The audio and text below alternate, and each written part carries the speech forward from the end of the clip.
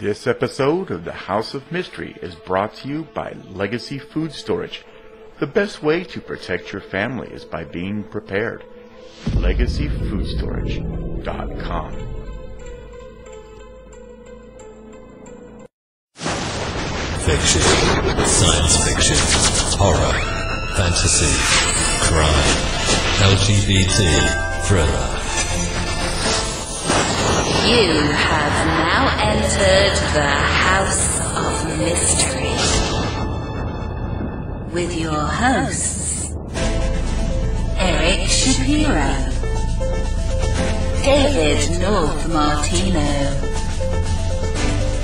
John Copenhaver, and Al Warren. Heard on KCW 106.5 FM Los Angeles, 102.3 FM Riverside, and 105.0 AM Palm Springs. Welcome back into the House of Mystery, and I'm Al Warren. Today, joining me as co-host, we've got Mr. Mike Brown. Bonjour. Yeah, bon journey. Yes, exactly. It's So, one of those things. Mr. Brown, boy, it's been a while again. You keep disappearing. You're in hiding. Well, I got things to do, Al. You know, I'm just You're like your nails. actually no. Every time I jump into the Facebook group to offer my services, somebody else has already taken all the shows. So, or at least the ones I want to be on. Well, I wonder what's going on. I don't know. I think you have a really good group of co-hosts now. So. Yeah, it comes and goes, right? There's certainly some interesting people, but it's all good. And you're going to be doing Crime Con. What other events are you got going? Oh gosh, Crime Con for sure. We're going to be there from April 29th to May 1st in Vegas with our own table on Podcast Row with the other true crime podcasters. So that's going to be quite fun. It has been in past years. I've been to Nashville and New Orleans before, but I've been to Vegas quite a few times already, so I'm really looking forward to returning and having some fun there. My new co-host Matthew is going to be with me, so it'll be a good time. Yeah. Maybe you'll become a regular. You'll be like taking Celine Dion's place. Have my own Vegas show. Have your own Vegas show. You never know. She's canceled. out sick. Yeah, she's out canceled. So there you go. There's an opening.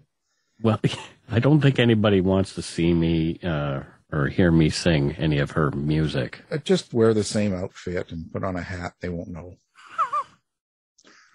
Do? Well, that's you never know. You never know. You don't know. Well, I do know. Nobody wants to see that. I'm fairly certain. Put on a CD and pretend.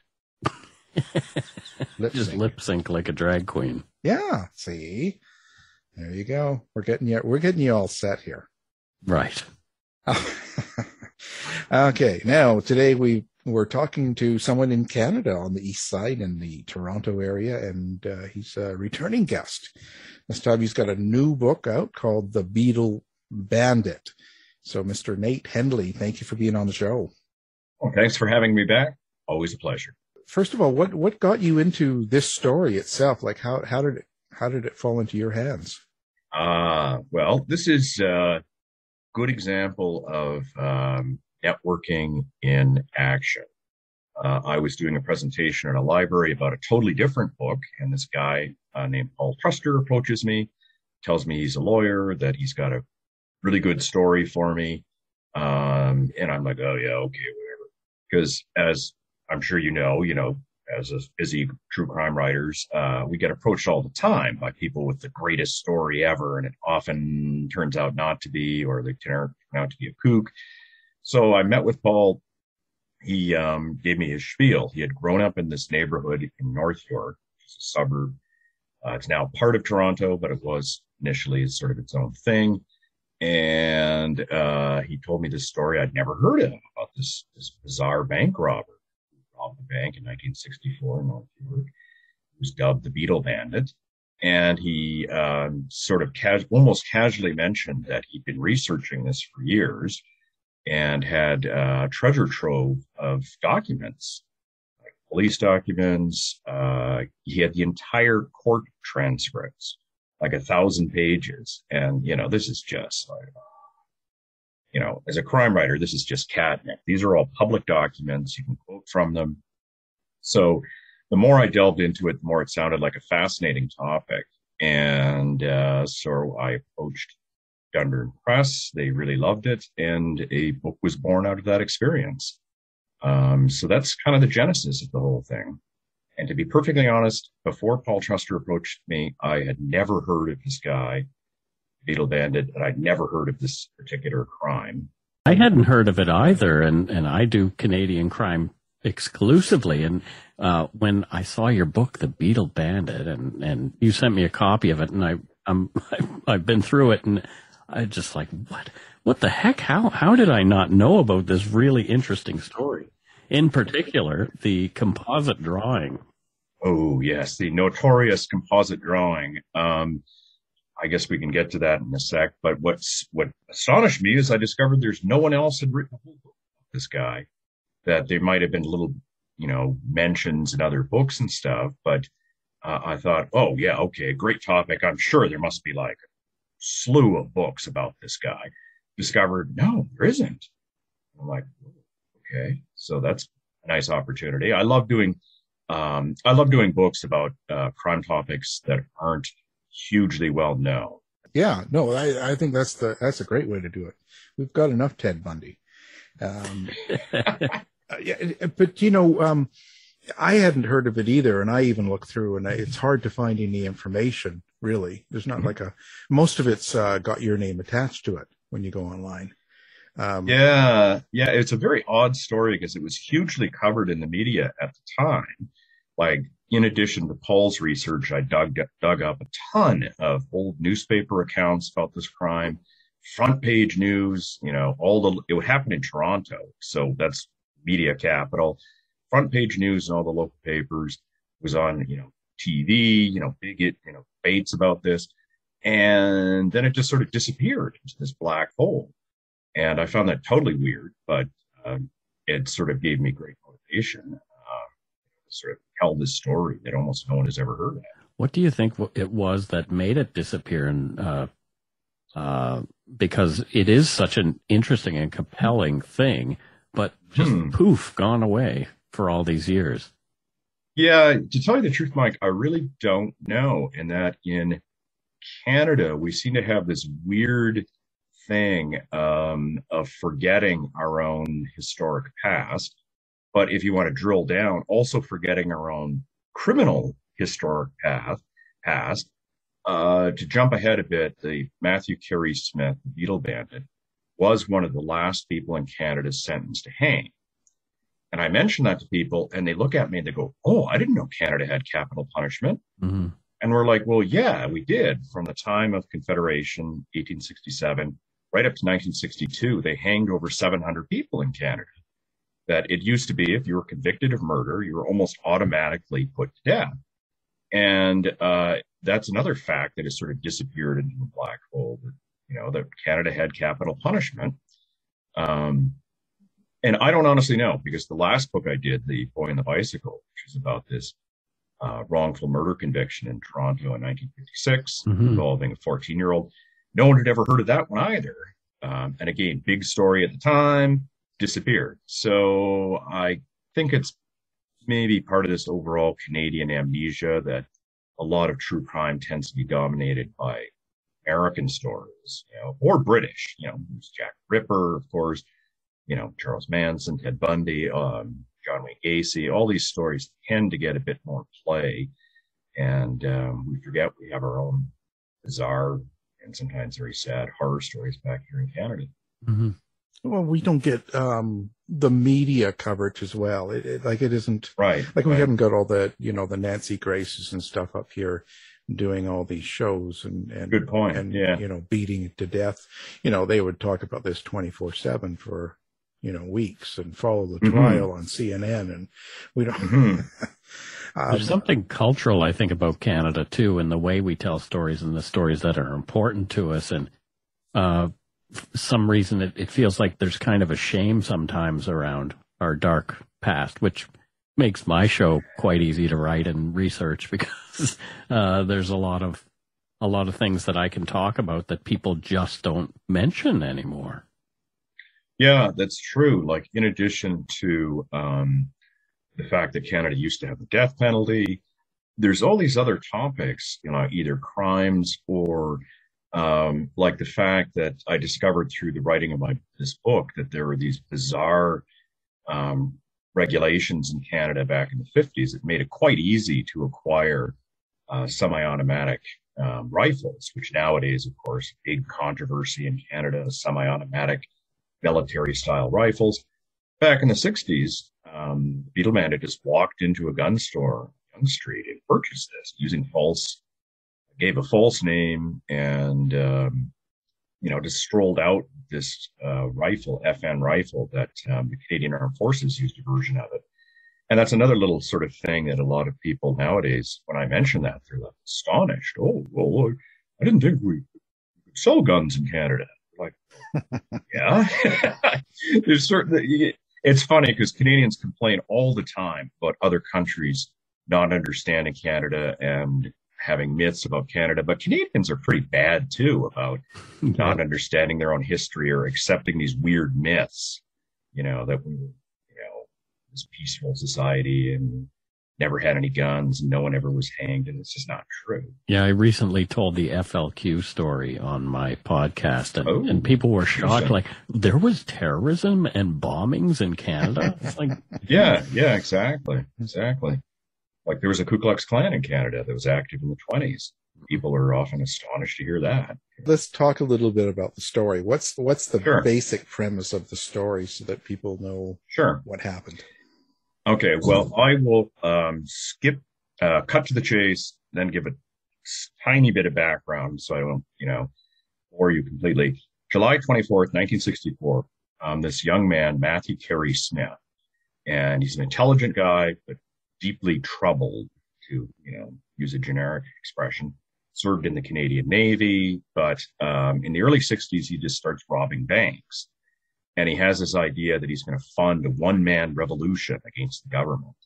It's a little hazy what he wants to do, but it's just like he hates the government. So 1964, he drives up to Bathurst Manor, which is a neighborhood in Northwood near Toronto, puts on a disguise, which is like a Halloween mask of French President Charles de Gaulle, and a Beatle wig.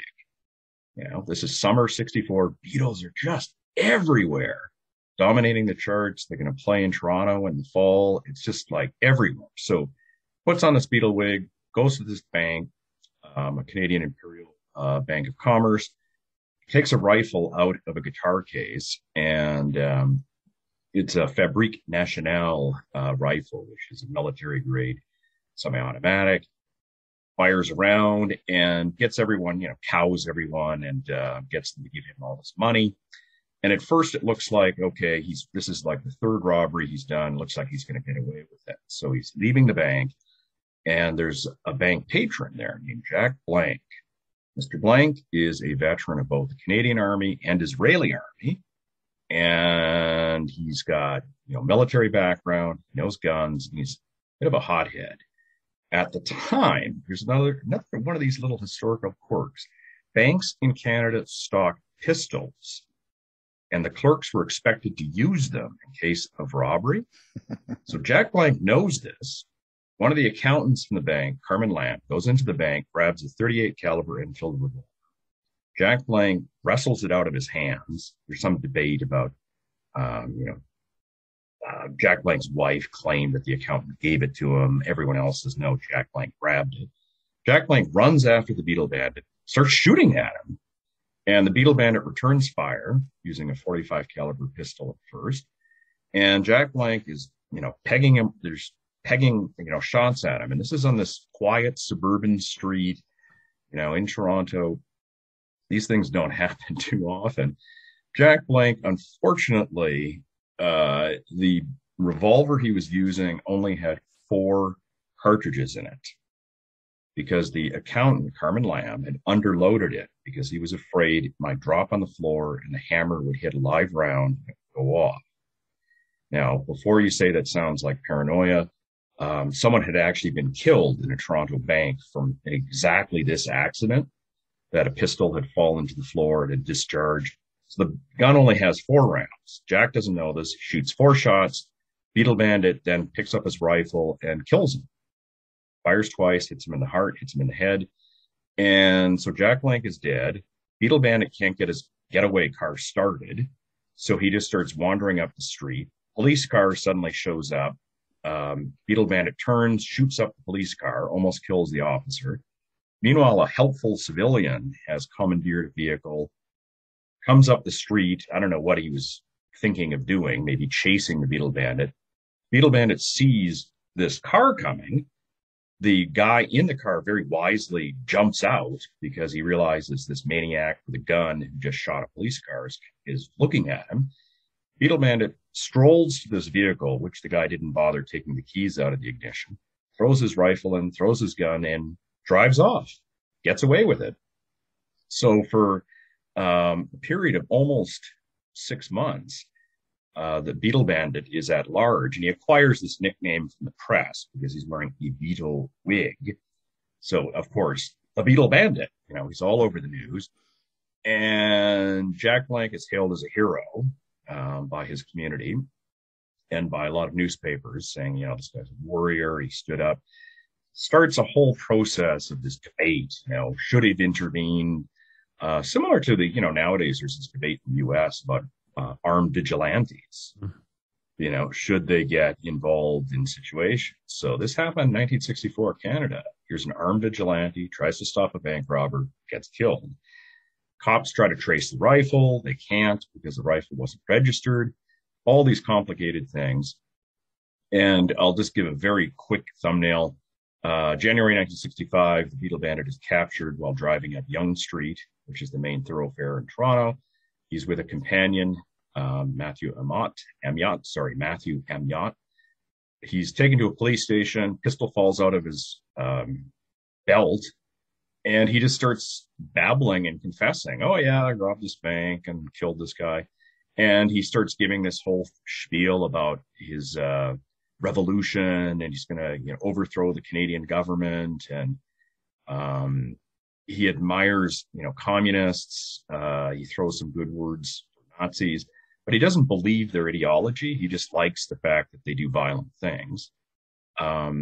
Goes to trial, and it comes out that he had been diagnosed as schizophrenic. His mother was schizophrenic, and it became this whole complicated thing. It was more than just a little bank robbery where a guy got killed. It becomes an issue about gun control because there's all these newspapers saying, how come they can't trace this weapon? This is insane. Insanity defense because he pleads insane. Is he going to get off? And the death penalty, because eventually he's found guilty and sentenced to hang. So 1965, the Beetle Bandit is sentenced to hang, and that commences a big campaign to try to save his life. There's a big effort to commute his sentence. Was that in the community that they wanted to save his life? Like there was a people that just didn't want him to hang? It was sort of in Canada at large, and the last hanging in Canada had been in 1962. Mm-hmm. So there had been an anti-death penalty movement growing for quite some time. Beetle Bandit's father, who's also named Matt Smith, campaigns to save his son's life. Like he acknowledges his son committed these crimes, but he said, my boy is mentally ill. He shouldn't be hanged. He gets a sympathetic ear from Scott Young, who's a journalist at the Globe and Mail and father of Neil Young, future rock star. Scott Young is a big journalist at the time. And he does a lot of articles about, we shouldn't hang this guy. He's obviously mentally ill. There's editorials across the whole country, actually. I collected a bunch of them, Calgary, Vancouver, saying, it's wrong to hang this guy. He's clearly mentally ill. And number two, as I said, there had been a lot of pressure to stop hangings in general at the time. So long and short of it, late 1965, the Canadian federal government announces that Beetle Bandit and 2 other guys who have been sentenced to death will not hang. Their sentences are commuted to life in jail. And this marked this was like the climax. This was after this, it was pretty obvious the government was not going to let anyone else hang. So even though the law wasn't changed till 1976, there was a period of a few years where it was pretty obvious no one else in Canada was going to be hanged on the gallows, even if they were sentenced to death. Right, right. What can you tell us about his family? Like, did he have a wife or children or anything going on at the time? Yes. Well, he had this bizarre background. He was born in out west. His father was Matthew Bartley Smith. His mother was Helen Isabel Crichton. He had a sister, Leanne. He, loving father, loving parents, but his mother developed mental problems very early on. Family split up. The father got custody of the kids, and the father had noted his son's eccentricities very early on. Like, he noted that Matt Smith he seemed sort of in his own little world. He was, just doing weird things. He expressed this huge admiration for bank robbers, and wasn't really, his life was just sort of turmoil. He's a very smart kid, but drops out of school, private school his dad had put him into, joins the Navy, and does okay for a while, but then asked to be released. He's at loose ends. 1960, he just starts robbing banks and stealing cars, robbing banks, no real purpose. And 1961, he's caught doing a car chase through Toronto, and he's diagnosed as part of his sentence. He's taken to a clinic. They diagnosed him as schizophrenic, and his mother had also been diagnosed as schizophrenic. So he would sort of go from these weird, kind of bizarre behavior to relatively normal. Like, he went out west, got a job with Inco, which is International Nickel. He's made a few friends, and he meets this wife while he's out west, Eileen Charity Amiot, who is Métis. That means she's half Indigenous, half French. She agrees to come with him to Toronto, and he buys a house. He has these collection of people living with him, including, his common-law wife. She moves her little daughter in at one point. Her brother is living there, a couple of buddies, and he's got guns everywhere. He buys all these guns. He's into revolution.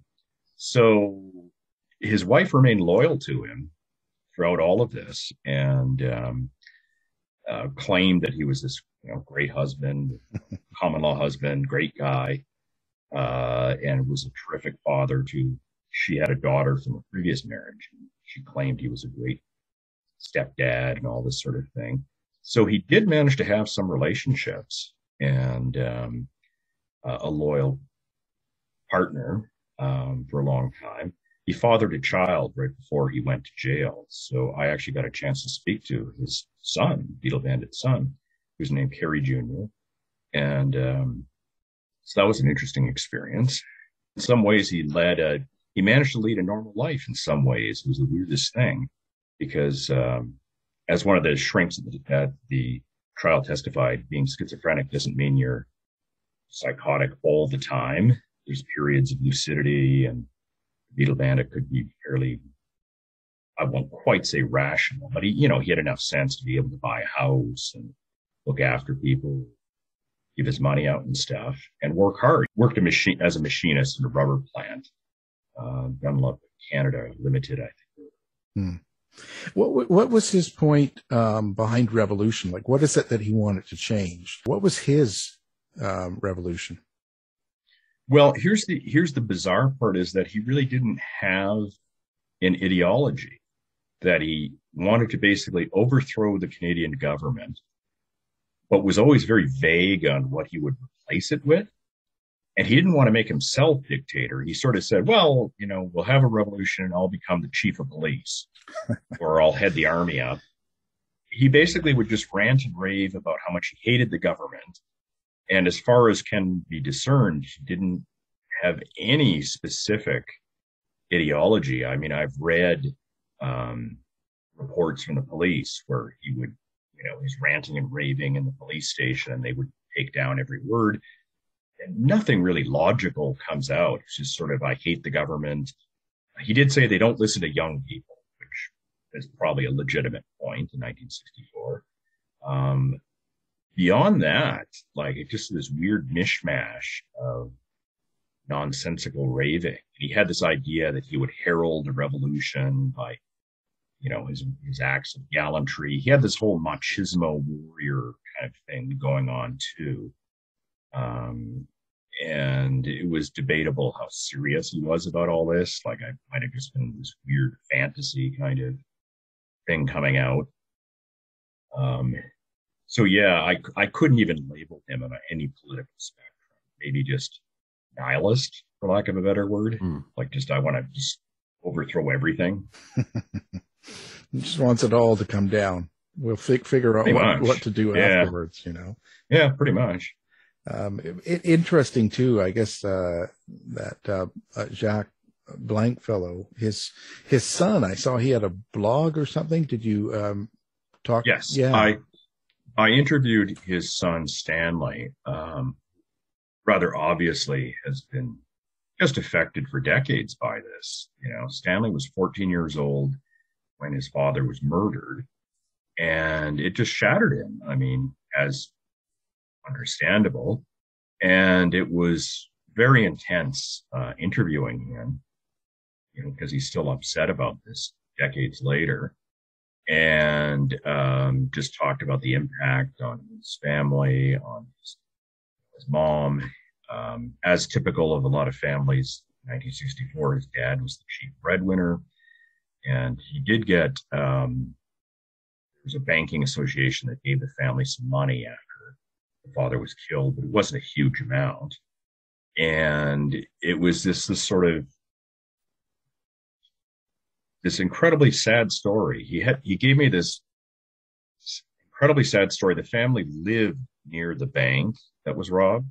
So the family that Friday, they were going to the bank to get money because they were supposed to go on holiday, and they were going to, Stanley's parents, Jack, and his mother, Sally, were going to open up a joint bank account for a holiday. They're going to take, I think it was on Sunday or Monday.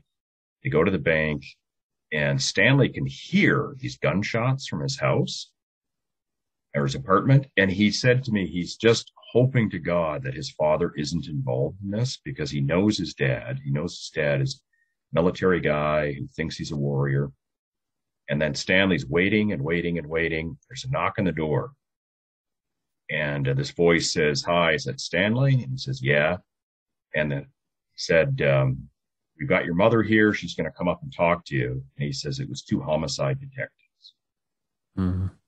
And you can just oh my. When he told me that, it's just like, man, this must have just been the most devastating thing imaginable. And then, of course, there's this debate after. Was his father a hero, or was this really stupid to go after the heavily armed bank robber with a 38 caliber pistol? Yeah, it must have been especially in the early 60s like that, and he was only 14 or something, you said. Yeah, must have been a terrible time for him. Absolutely. We're actually, so you said the parents are going to go in. That's interesting. How much research do you do besides the direct information you're getting about the Beatle bandit himself and a few others and stuff like with the guns behind the tillers and stuff like that? Sure. There were 2 main things I did. Is, like I said, Paul Truster provided me with court transcript, police memos, court documents, all that good stuff. So I did 2 things. I did the obvious, which is check out all the media articles from that era. So I got a good collection of those. Paul also had a few newspaper articles. But I also managed to interview a number of people directly involved in the case. I interviewed the Beatle bandit's son, Kerry Jr. I interviewed Jack Blanc's son, Stanley. I interviewed the accountant, Carmen Lamb, the guy who had the revolver, who, by the way, I forgot to mention, Carmen Lamb went into the bank, got a second pistol, and shot a few rounds himself at the Beatle bandit. I talked to him. I talked to 2 guys who were at the shooting. who described to me in blow by blow. Okay, they see this guy running around, and next thing they know, there's a gunfight, and Jack Blanc gets shot in the head. So I supplemented with some. I was very pleased with being able to reach these people because the crime had taken place. It was a historic crime, but it wasn't so far back that all the witnesses and people involved were dead. So in 1964, there were still enough people alive who would talk to me directly. And I felt pretty significant because I felt, okay, I talked to people who were actually there in the bank when the Beatle bandit showed up in his bizarro outfit and started shooting his rifle around, yelling at people and stuff. When you do something like this and you go through it and you finish the book and someone picks it up and reads it, is there something you hope that they get out of it besides the actual story itself? Yeah, I hope they get out of it. Well, a couple things. I hope they get out of it that one of the reasons I wrote this was that it triggered, bad choice of words, it fueled major debate about, as I said, gun control, insanity defenses, death penalty. So it was the impetus for a lot of policy discussion, high-level debate in the Canadian government. The second thing I hope to get out of it is just the very human story of a tragedy of two families, Matthew Carey Smith's family, because they had to deal with the birth of, him being this killer, and the Jack Blanc's family, who, were victimized by Smith. So I tried to humanize it like that as much as I could and keep in mind that these are flesh and blood people and show, how this impacted people, on a day-to-day level, and impacted just their entire lives, basically. How does something like this affect you? Like when you write a book like this and when you're through it and it's published now, do you look back and do you notice any change in yourself? That's a very good question. The immediate thing that comes to mind, and it's a very difficult balancing act between being compassionate and being objective, because I felt I did approach this in a compassionate way, interviewing the survivors. But on the other hand, you do have to be fairly objective. So obviously I have great sympathy. Big part of me is like, okay, this is my latest book. This is the story. Here it is. And it's one of several books I've written. And here are some of the other ones. That's not, you can't be callous, because I think that's a big mistake for any true crime writer, but you can't be so emotionally invested that every time I do a reading, I start weeping or something. And I've seen things like that happen. So it doesn't, I can't really say it changed me hugely, except on sort of some technical things, like in terms of technical knowledge of how to do investigations in the future or suss out certain documents and stuff. I've been journalist since the early 90s. You do kind of get used to it. And I'm trying really hard not to sound old, but you do it's part of the job. You have to get used to it, tell the story, and hope that you tell it in as honest and compassionate form as possible. I'd imagine when you go through a story like this, for myself anyway, I find this, there's always a couple of things that happen that are kind of not expected, in a way, a surprise, or something you learn that you weren't you didn't think it would, you weren't thinking about it. It just comes out of the blue. Was there anything about this case that did that for you? Yes, there was. A couple things, like a couple technical points. Just I had no idea that Canadian banks used to stock revolvers. Yeah. Expected staff to use them. Yeah. And then what was really bizarre is that Paul also pointed out that this wasn't the first time something like this happened. There was another case in the 50s where a guy was robbing a bank and the manager grabbed a pistol and managed to shoot one of his own staff and killed him. So like this wasn't the first time a bizarre thing like this had happened. The second thing was some of the technical details. I discovered in the 1950s, Canada had a firearms registration, which sounds okay, yeah, good Canadian. But they had this bizarre rule that all firearms had to be registered with the RCMP, the Royal Canadian Mounted Police. But the law specifically defined a firearm to be a pistol, revolver, or a machine gun. And so bolt-action rifles, shotguns, and semi-automatic rifles did not have to be registered. There was this bizarre loophole. And I had no idea that this existed. And I had no idea that this was a hugely controversial issue at the time, because there's a tendency of people tend to think a lot of issues are modern things. Like we think, gun control, that's a contemporary concern, or vigilantism, that's something we worry about now. But a lot of these stuff had happened like decades before. There were all these outraged newspaper articles, tighten our gun laws, and we should have a better registry, and all these sort of things. And I have to admit, even as a crime writer, I had no idea there was this level of debate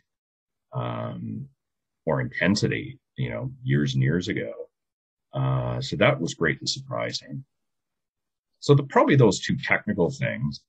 And the biggest overall thing is just, I have to reiterate, I did not know about this case before Paul Truster approached me, which any true crime writers listening, which is why it's a good idea to keep those lines of communication open. You never know when someone's going to give you a good tip or a good lead on a story. I've had a number of them over the years. Just, someone will reach out to me with something, and just all of a sudden I'm down a rabbit hole that I didn't know existed. And it's like, how on earth did I not know about this? But, That's true. I can absolutely relate to that, Mike. And as you probably are fully aware, got to sort of have a filter to sift through some of this stuff. Mm-hmm.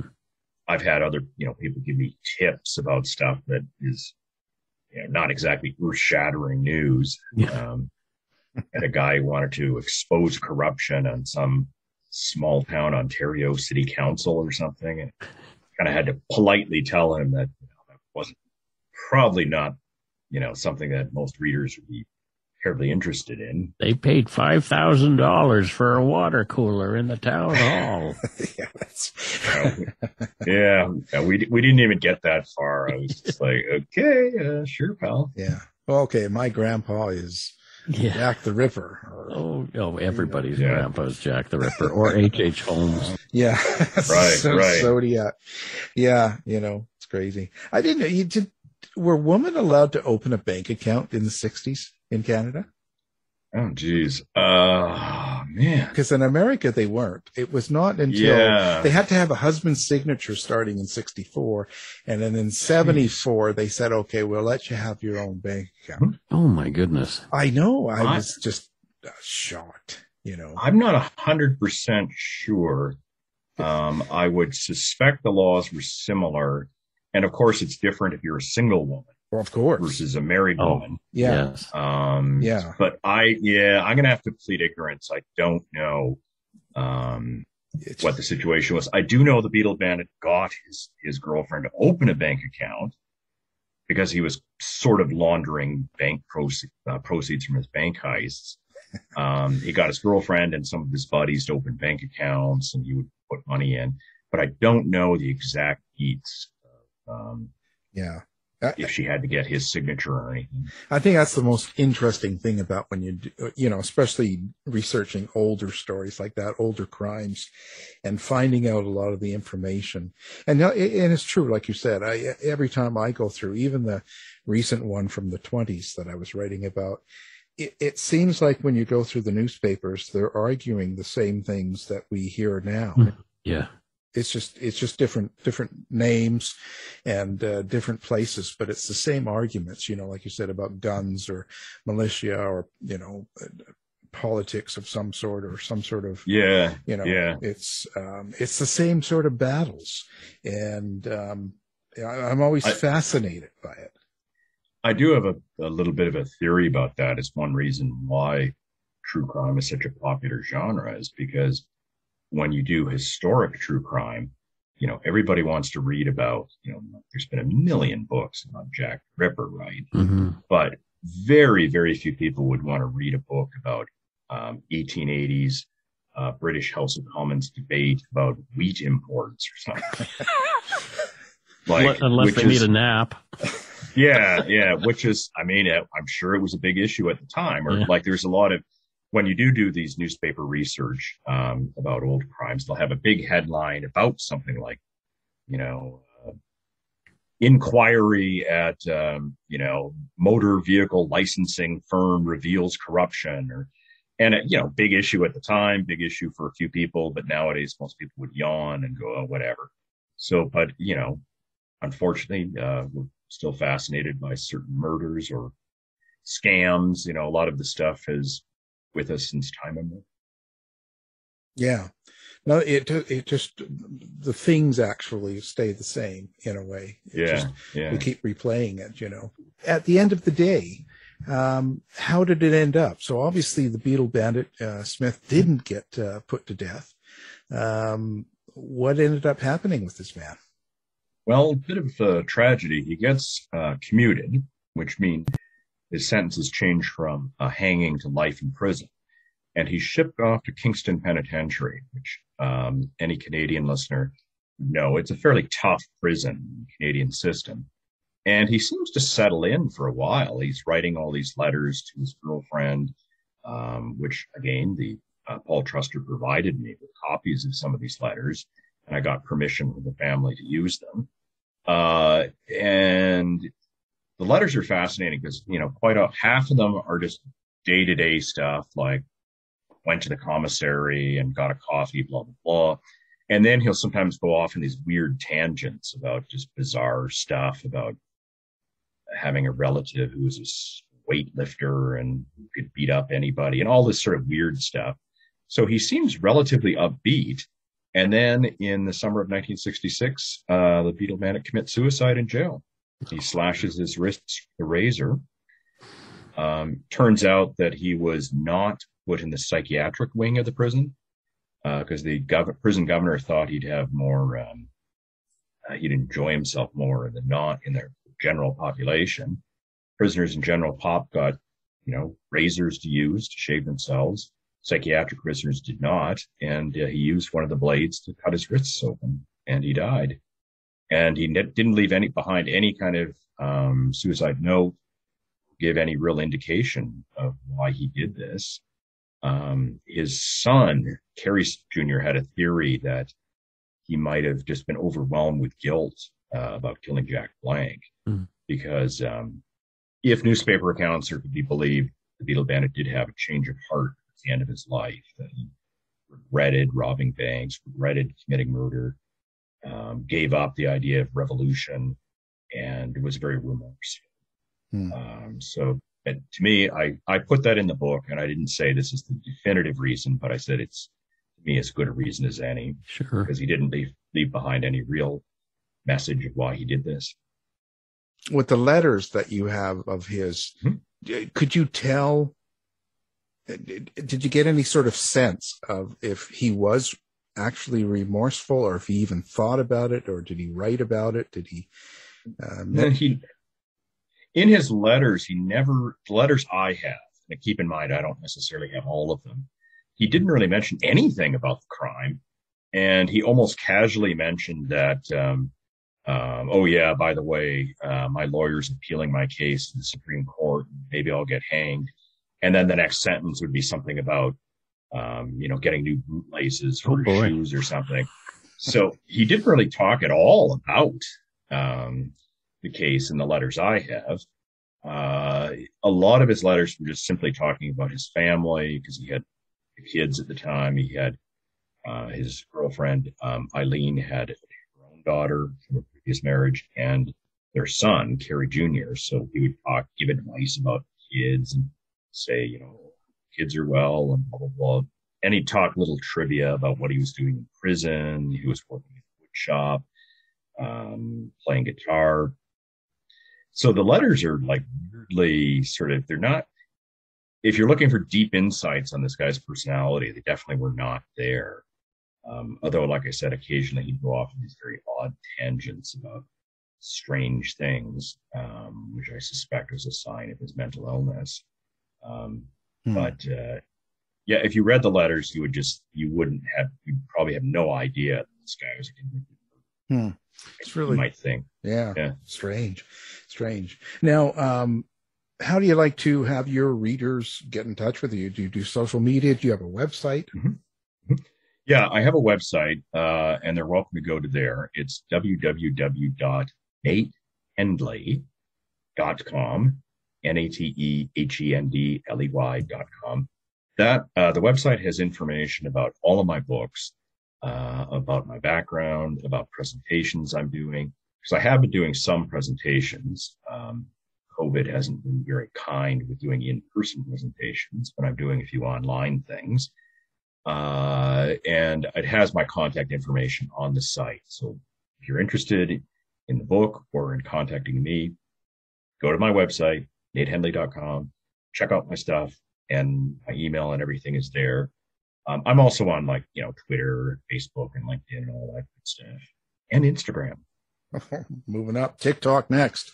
Oh boy. Yeah, no, I haven't done any TikToks. I think I'm a little beyond the generational demographic that wants to see me dancing, and doing my thing. So yeah, that's true. It's true.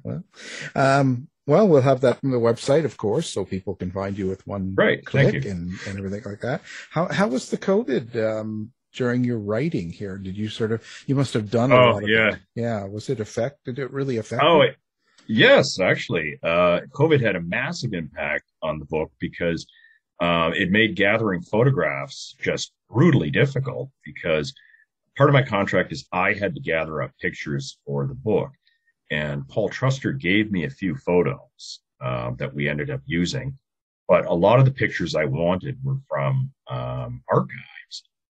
And all of the archives in Toronto were closed because of COVID. So the only photos they would make available were stuff that they had digitized, like pictures from, the newspapers in the 60s that were in digital format. And that's only like a tiny percentage of all their pictures. Mm-hmm. So it was just brutal, like trying to get these photos and find stuff. So that's one reason, in case anyone's wondering, I think there's a total of 8 or 9 pictures in the book. And, something like this, you might typically have more like 20, but it's like, I did my best, folks, and it was really brutal getting photographs. So that definitely had a huge impact, because I couldn't just go down to, there's like the Toronto Archives, Ontario Archives, Library, Archives Canada, all these places you could normal times you could go in person, do a search, come up with some photos, la-di-da. It's great, but you couldn't do that. So everything had to be done online. And like I said, most of these archives have only digitized a tiny percentage of their pictures. Yeah. So I'm grateful for the ones I had, but COVID definitely made things very tough. Do you find that you get affected by things going on around you too? So like, with the COVID and the stress and the lockdown and all the weird stuff you see on the news. COVID didn't really affect me personally, because I've been working at home for like 20 years. I work as a journalist, freelance journalist. So that didn't impact me. Closing the gyms, swimming pools was horrid because it took away a lot of my exercise outlets. What was more hard to say? Yeah, it's a good question, because the one thing is like, from Monday to Friday, I'm usually doing like freelance journalism, like business and trade magazine stories about bulldozers and GPS satellites on wheel loaders.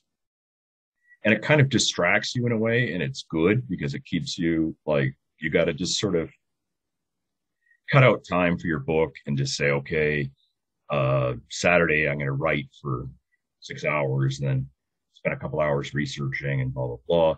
You can't be precious about it to say, well, I'm only going to write when the muse strikes my brow and the angels come down and kiss my forehead with inspiration. You can't do that.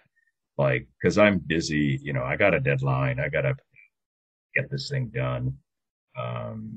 So on a personal level, COVID definitely affected me, and for research and photos, it affected me, but otherwise, a real massive change. Interesting. Well, another great conversation with another great author. The book we're talking about is The Beatle Bandit, and our guest is the author, Nate Hendley. Thank you for being here. Thank you for having me, Alan and Mike. It's been a pleasure. I really enjoy doing the show. And I'm going to give a plug to Mike's book because I just read it, and gosh darn, it was darn good. It kept my interest. Oh, thanks, Nate. I appreciate that. I've been thinking the whole time here, I want to have you on my show to talk about this book that you just wrote. So, okay. Well, yeah. I'm always happy to do interviews. To find out more about our show, guests, or to listen to past shows from our archive, please go to www.houseofmysteryradio.com. Show's over for now. Was it as good for you as it was for me? Well, good night. This has been a production of Something Weird Media. I'll be back.